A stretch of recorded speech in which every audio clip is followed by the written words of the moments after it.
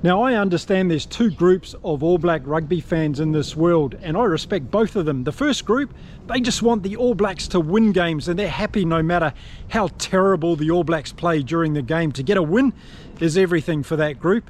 And then there's the other group, of which I sit in, and we want the All Blacks to play outstanding, open, entertaining rugby of high quality like they used to for many, many decades.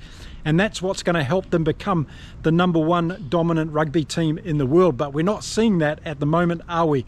So let's go and sit in the park, and I'll talk about the New Zealand versus Scotland game played at Murrayfield yesterday. G'day everyone, welcome to Inside Rugby with Mark. If you haven't been here before, my name is Mark. I'm a Kiwi rugby fan who's living in beautiful Cancun in Mexico.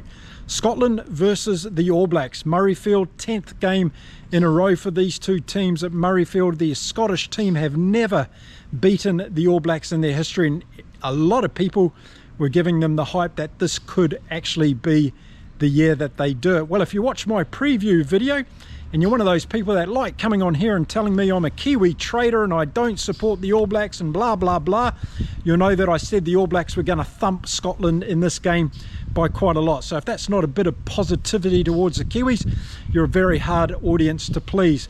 And then I'm sure there's a group of you who have come to watch this video to listen to me talk about McKenzie and hopefully putting my foot in my mouth. Well, you might be surprised with what I've got to say.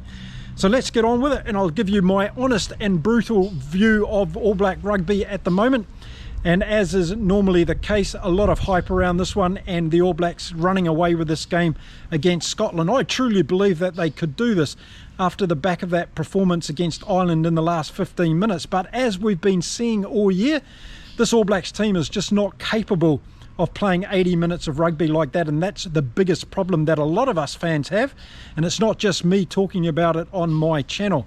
So let's look at the game and dissect it a little bit, and the All Blacks couldn't have got off to a better start, could they?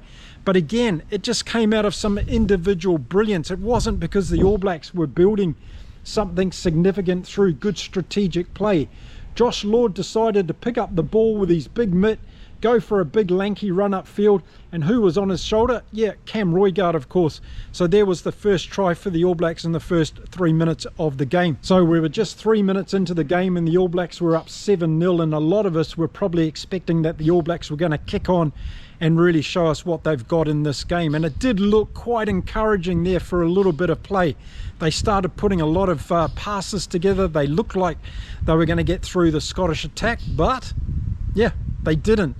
And as Scotland got more and more into the game started to go the other way, where there is a real competitor in the game. And that's what Gregor Townsend would have wanted from the Scottish team. He would want them to put the All Blacks under a little bit of pressure, because what we've seen this year is when teams start pressurising the All Blacks and the All Blacks are not playing that flowing game and it's not connecting and it's not working, then the All Blacks seem to struggle. They seem to not be able to deal with that kind of momentum swing, and that's what we started to see in this particular game. Now, unfortunately for Scotland, in the 17th minute of the game, Finn Russell got a bad knock to his knee. If you see how he went down in the tackle and then got compounded on by other players, he didn't come out of it well.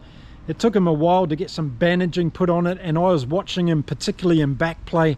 He was limping around and hobbling for quite a while, and at that stage I thought Finn Russell's game was over, but he stayed on the field, but he was a passenger for the majority of this game, and that was unfortunate for Scotland, because when they really had their moment in this game, I don't think Finn Russell was 100% and able to take advantage of that. He did it the best he possibly could until he went off, but that was a significant moment in this game, the 17th minute, when Finn Russell picked up that injury. Now, we saw in that early 10 minutes, Scotland also have their opportunity where they put a lot of multiple phases of play together and they looked really, really good. But I tell you what, I've got to credit the All Blacks defence, because they kept them out. And possibly any other team, they might have leaked a try or two during that period, because Scotland were really throwing everything at the All Blacks. But there was a good defensive effort going in from the All Blacks early on. Fortunately, as it's been with the All Blacks throughout the season, when they do something good like their defensive work, they then do something poor, and we saw Beauden Barrett do an aimlessly high kick in the 16th minute of the game. There was no one chasing for the All Blacks, and it gave an easy take to Blair Kinghorn, who was able to bring the ball back for Scotland and help Scotland get on attack.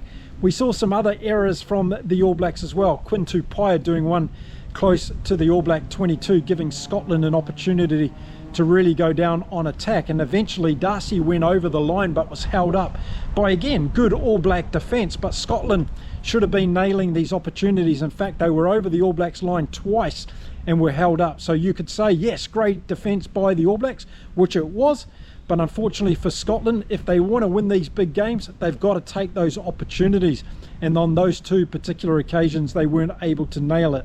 I thought Caleb Clarke started the game really well for the All Blacks. He was hungry, he was looking for work, and he did a really great play early on where he caught Darcy Graham in his own 22, while Darcy Graham thought he was going to do a sidestep of Clarke and take off up the field. Clarke had other thoughts in his mind and did a great tackle around the hips and brought Darcy Graham down. So I thought he was one of the standout players for the All Blacks early on. Ethan de Groot went off in the first half with a head injury, and Tamaiti Williams came on, so we saw a change in the All Blacks front row. Now, with Ferguson not in the front row for Scotland, we thought the All Blacks were going to dominate the scrums. Well, that wasn't the case early on. Scotland were in there, and I thought Ray was doing a really good job to keep the Scottish scrum at least on parity with the All Blacks. I thought Josh Lord and Fabian Holland started off the game really well. As I've said in previous videos, I just thought Josh Lord hasn't really taken his chances in this All Black jersey when he's been given it, but in the last couple of games I've seen him play, I think he's been really improving. And in this game, particularly with the awareness to pick up the ball and take off, which led to that first All Black try, that was a good performance by Josh Lord. Well, after that quick try from the All Blacks in the first half, we didn't see any scoring in the game again until the 28th minute, when the All Blacks got a penalty kick opportunity, and because the way the game was going, the All Blacks decided to take a kick for goal. Something quite unusual for the All Blacks, isn't it? We usually see a kick for touch. They have a lot of self-belief. They believe they're going to score tries down in the opposition's 22. Not this All Black team. When there was points on the take, they decided to take it. So they got the penalty over, and the All Blacks were out to after 28 minutes, they were out to a 10-0 lead. Unfortunately for Scotland, they could have been in this game early with those try opportunities that they didn't take when they were over the All Blacks line. On the 29th minute, Finn Russell stopped the game again while he got some more bandage to apply to his leg, and he was really a passenger at this stage for Scotland, who was just being kept on by a whole lot of tape. And then a minute later, the All Blacks' discipline worry started in this particular game, and the first man to go off for 10 minutes was Leroy Carter. Yes, he got a yellow card for doing something really stupid. It was called a leg trip, which is not allowed in the game of rugby. So Carter had to go off for 10 minutes, and the All Blacks were down to 14 men. And it was after the Leroy Carter yellow card that we saw Hutchison go over for Scotland, but being held up by the All Blacks again. So another opportunity for Scotland to capitalise, particularly that the All Blacks were down to 14 men. So there was a lot of hope that Scotland were going to get back into this game before half-time, but the All Blacks were able to keep them out again with some good defensive work. The problem with the Scottish game was their lack of accuracy, and it really started costing them those micro wins that they had to have against this All Black team if they're going to have any chance of winning. They just weren't happening as we got closer to half-time. And just as we headed towards half-time, it was one of those critical moments in the game, perhaps the most critical moment in the game as far as Scotland was concerned, because Wallace Satiti got through a good break and he set up Will Jordan for another try in the All Black jersey. I think that's number 43 now for Will Jordan, as he danced clear and got under the post for the All Blacks. Beauden Barrett got the conversion over, and the All Blacks would go to half-time at 17-0. But it wasn't good play from the All Blacks. There was a lot of rubbish going on at different times throughout that first half. You could say they had a good defensive effort for sure. But do we always want to be talking about the All Blacks from a defensive point of view? Shouldn't we be talking about their great attacking play, their lots of options in the midfield, the times that they were creative and innovative? Well, we weren't able to say that because there wasn't a lot of that happening at all. And in terms of their distribution, that wasn't very good as well. The Scotland defence was good at times, coming up and cutting the All Blacks off. I thought Sione Tupiloto was playing well for the Scottish. He was keeping the midfield under control. And we didn't see Quinn Tupaia and Lester Whainganuku make the difference like we did against Ireland last weekend. So the half-time wrap, well, the All Blacks scored 2 tries. Scotland didn't get any points. That would have been pleasing for Scott Robertson, but I'm sure that he would have wanted the All Blacks to kick on in the second half, particularly with a lead like that, and particularly how they closed out the game against Ireland last weekend. There must have been a lot of washover from that psychologically to believe that this All Black team can actually put some attractive rugby together and score some points against their opposition. Well, we were hoping to see that in the second half, weren't we? For Scotland, they would have ruined their missed chances in that first half. Twice they were over the All Black line and they didn't get a chance to put those tries on the board.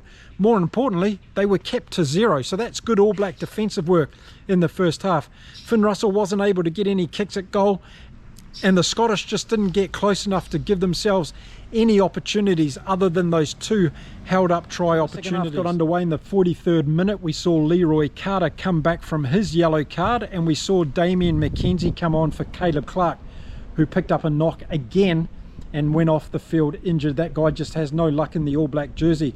But Damien McKenzie was on the super sub for New Zealand, and we'll have to wait and see what happened later on in the game. So it was next up going to be Scotland's opportunity, and they went on attack down into the All Blacks 22. Pick and goes from the forward, and we saw Ashman go over for a great try for Scotland, and it was lucky that it was a try, because I think it would have been a penalty try anyway, because we ended up getting Ardie Savea sent off the field with a yellow card for bringing down the breakdown. So off he went. New Zealand were down to 14 men, so it was a double whammy for the All Blacks. Savea got a yellow card, Scotland got a try which was converted, and all of a sudden the Scotland's wins were in their bagpipes, and away they went, 17 points to 7. And that's when the game literally changed in the second half. Scotland got the crowd involved, they got some momentum in the game, and the All Blacks had no answer for it. And we only had to wait another 5 minutes before Scotland went over again, and this time it was Kyle Steyn who was on the field, and he was playing in this game. A lot of people were thinking that Duhan van der Merwe should be playing in this game, but Steyn came on and showed what he could do, scored a brilliant try for Scotland, and they were right back into it. So after 50 minutes of the game, and after that Steyn try, which was converted by Finn Russell, the score was 17 points to 14. The All Blacks were under a pressure, and as we've seen many times throughout this season from the All Blacks, when they start getting put under pressure, they don't respond well to momentum shifts. And don't forget, their captain Ardie Savea was off the field during this period of play. So by the time we got to the 51st minute of the game, Scotland had scored 14 points to 0 in the second half. The All Blacks didn't look like doing much, so Scott Robertson made a change. He took off Fletcher Newell and brought on Tossie, which was a good move because Tossie brings a lot of power, and we saw a couple of good runs from him early on in this game. In fact, he made a good breaking run down the field for about 20 or 25 metres. So that was looking positive for the All Blacks at this stage, but they just weren't containing the Scots, and the Scots were really riding a good wave. And then in the 56th minute, we nearly saw another try from Scotland. Darcy took off, got to the try line, and it was Cam Roigard, yes, that talisman for the All Blacks he's turning into, saved the day by tackling Darcy and making sure that he didn't get a try. So fantastic defensive work from Cam Roigard. He's not just good at scoring tries, he's also saving tries for this New Zealand All Black team, and that was another decisive moment in this game. Well, a few minutes later, Finn Russell got a penalty kick opportunity as Scotland maintained the pressure on the All Blacks, and it brought us back to 17 points to 17, a draw on the scoreboard with 20 minutes left in the game. Now this is where I think it fundamentally went wrong for Scotland. Gregor Townsend started to ring the changes. He thought they needed some fresh legs on the field, so we saw the halfback go off, Ben White, we saw Dobie come on, and then we saw a change in the way Scotland was playing. Instead of keeping the ball in hand like they had for the last 10 or 15 minutes and scoring tries, Scotland started kicking the ball away. They started giving the All Blacks the ball, and I thought that's where they started to really lose the plot in this particular game. It was a decisive moment in the game when Scotland were really putting the All Blacks under a lot of pressure, and they were doing it by running the ball at the All Blacks, testing out their defence, tiring out their defence, getting the All Blacks to make different plays, particularly with 14 men on the field. It was a poor strategic move from Scotland, and I think in the end it ended up costing them this game. Ardie Savea had come back on the field, but on the 61st minute the All Blacks got their third yellow card for the game, and it was Wallace Satiti this time that went off for doing something silly. So there we go, 3 yellow cards so far from the All Blacks in this game. Discipline once again one of their downfalls, and it's 17-all. Was this going to cost the All Blacks the game? Well, we had to wait and see what would happen in the last 19 minutes or so. Few changes for the All Blacks. it was an HIA for Caleb Clark. He didn't come back on the field, so Damian McKenzie stayed on, and that was going to be good towards the end of the game. Leroy Carter was taken off the field, and a change with Billy Proctor coming on. So again, Billy Proctor, one of those players that we've been saying hasn't really been contributing to this All Black team when he came on the field. Well, he had his opportunity to show what he could do. But it was from the 70th minute to the 75th minute of this game that it became Damian McKenzie's game to rule. Yes, in the 70th minute, he did a 50-22 kick that was absolutely brilliant. Saw the opportunity to put Scotland under pressure and get the All Blacks back on attack, and that was a wonderful execution from Damian McKenzie, who got the ball down to the other end of the field. The All Blacks got the line-out opportunity, and from there they started playing some attacking rugby and getting close to the line of the Scottish team. But it was that man, Damian McKenzie, who finally got the ball out wide on the left-hand side of the field. He had two Scottish defenders coming over trying to tackle him, but somehow McKenzie turned over on his back and put the ball down for an outstanding try for the New Zealand All Blacks to end up winning this particular game. It wasn't pretty throughout from the All Blacks in this game. In fact, it was anything but. The discipline was poor. Their creativity and everything that we'd seen in previous games from Quinn Tupaia and Lester Fainganuku wasn't there. And when we saw the pressure go on from Scotland, we saw the All Blacks didn't have the answers. For one, they had players off the field too often. They spent 30 minutes of this game with 14 men on the field. That's not good enough for a world-class team. And then we relied on a little bit of brilliance, and in this particular game it was Damian McKenzie that produced it. Now, I know there's all the knockers that have come on to the show today to give me a hard time about Damian McKenzie, but if you actually go back and watch my videos and listen to what I talk about when it comes to Damian McKenzie, I always say that he should be starting off the bench. He's an impact player, and that's where he's going to make the biggest impact for the All Blacks, and that's exactly what he did this weekend. Do I want him to start at number 10 for the All Blacks? No, I don't, and I stand by everything I've said about Damian McKenzie starting at number 10 for the New Zealand All Blacks. So on this occasion, yes, Damian McKenzie won the game for the All Blacks. Did he play brilliantly in that last 10 minutes? Yes, absolutely he did. But it doesn't change my mind about wanting Damian McKenzie to start the game at number 10. He comes off the bench, he makes an impact, and he should be winning games for the All Blacks just like he did in the weekend. So let's see more of it from Damian McKenzie. Let's see him coming on and making this type of difference in other games on a consistent basis, and then we can start hyping him up as being that big impact player that comes off the bench for the New Zealand All Blacks. Irrespective of Damian McKenzie's try in the second half, the All Blacks lost the second half by 17 points to 8 to the Scottish team. If Scotland had played a different strategy around that 60-minute mark and didn't kick the ball away too much, and if they hadn't been held up over the All Black line, this game would have been very, very different. So New Zealand won. So all those All Black supporters that are happy for New Zealand to win games, you got what you wanted in this particular game. For those that were looking for an improved All Black performance as they played their 12th game of the season, I'm sorry you didn't get it. We're still in the same place as we've have been. Let's look at how the tries were scored this weekend. It was Josh Lord picking up the ball in his big mitt and going and setting up Cam Roigard. It was Wallace Satiti doing a bit of brilliance to get a break to put Will Jordan away. And then it was Damian McKenzie's brilliance at the end.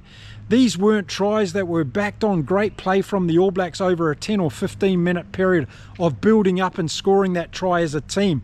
This was just individual brilliance, doing things. If you watch South Africa against France, all those tries in the second half, they were team tries. They were team tries because the South Africans were working through the different phases of play. They were using their forward dominance, and then they were using their backline play to be able to get over and score tries, and that's not what's happening for this All Black team. We're relying on individual pieces of brilliance to get us through these games, and in my opinion, it's just not good enough.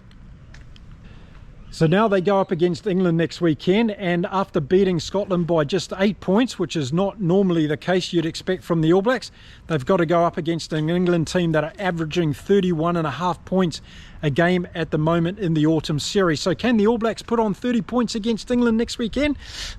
Looking a little bit difficult, isn't it? So first of all, we need to decide what team we're going to have playing, because there's bound to be more injuries. And is Quintu Pai and Lester Fainganuku, are they going to get another try at 12 and 13? Or is Razor going to do it to us all and bring Rieko Ioane back? There could be anything go down in this next week of All Black selections and rugby, that's for sure. So yeah, I wasn't impressed. Yes, brilliant work by Damian McKenzie to win the game for the All Blacks, but across the rest of the park, still too many questions, still too much not going on with this All Black team. And here we are nearly getting to the end of the season and we still haven't got some of the answers. For me at the moment, when I watch England, France and the Springboks play, I just see a completely different structured game and openness to play the game of rugby and consistency versus what I see from the New Zealand All Blacks. But we'll have to wait and see. Going to give them another chance. I told you before the autumn series said I'll wait until the end of the autumn international series before I make my final comments on the All Blacks. I wanted them to thump Scotland in the weekend. I put that in my preview video, but they turned out another performance like we've been seeing most of the year from this All Black team. It's on to Twickenham now to see what they can do against England, and who knows what's going to happen there. We'll have to wait and see for the selections during the week. Video, of course, we had 15 rugby games across the weekend. I'm going to make a video and catch you up on all of those as well if you haven't seen the results. Some brilliant rugby played across the weekend. I didn't really think the game at Murrayfield was one of those brilliant games, but plenty of other things to talk about in the world of rugby. I'll see you all again soon here on Inside Rugby with Mark. If you've enjoyed this video, give it a thumbs up, hit the subscribe button, and I'll see you again soon from beautiful Cancun in Mexico. Until next time, it's adios from me. Bye for now.